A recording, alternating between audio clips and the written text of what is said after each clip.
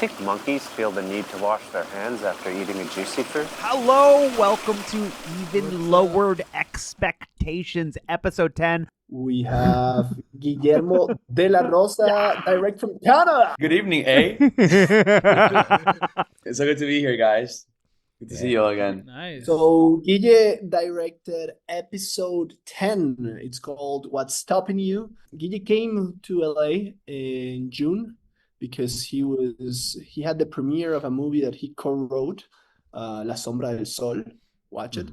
And he was staying with me, and at that point I was reading episodes with Sean. Yeah. And I told Guille, like, hey man, I have this going on. I'm gonna go read with Sean right now. Do you wanna do something or do you wanna come? And he was like, I'll come. I wanna know what you guys are doing.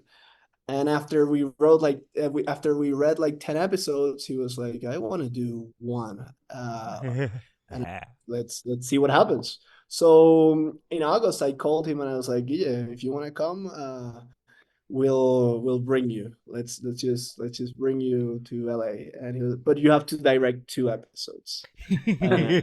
That's the condition.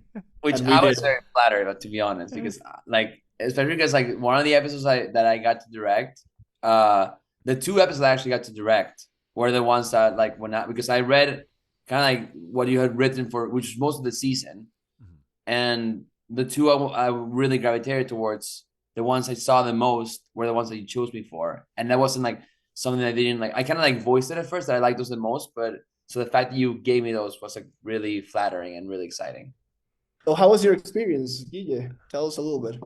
I mean, it was amazing. That episode is weird because for me it does feel like an L turn in Francisco's journey. I feel there's before and after really with this episode. It is so totally different in many ways than the rest of the season, you know? So I really wanted to honor that and embrace the more, I guess, mind-bending aspects of the episode. So the first thing that I thought of, I remember, was I really like The Sopranos. It's my favorite show of all time, is The Sopranos.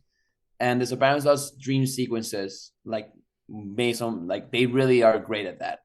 So I was really while I was rewatching some Sopranos when I got the opportunity to direct this, and I kind of got some influence from that. And my experience with this, because it's an episode that is a little more, psychological, but also tinged with horror, which Alejandro knows really the genre that I usually am more well versed in. That I wanted to, allow some of those horror influences to infuse, but because, we have a more modest budget, I just thought, okay, let's go the Jaws route, and with the shadow figure, let's go the route in which the less we see, the better. And I really wanted to make the audience feel, if they've been watching every episode leading up to this one, that this feels so different. They're almost disoriented at first. What's going on here? And then by the end, everything makes sense, It was one of the hardest days for sure with those 3 locations. Being in the woods and going to the beach, and then going to Vincent's apartment, that it's Kevin's apartment. Yeah. I don't know. I think there was so in that sense, I think nature helped a lot to get us in the mood in some ways. Of course, nature also didn't help when there was spider webs all around us, just covering us. We found out that Kevin has Kevin has a deadly fear of spiders. We found out, and also we had Sean and I at the Pacific at 5 p.m.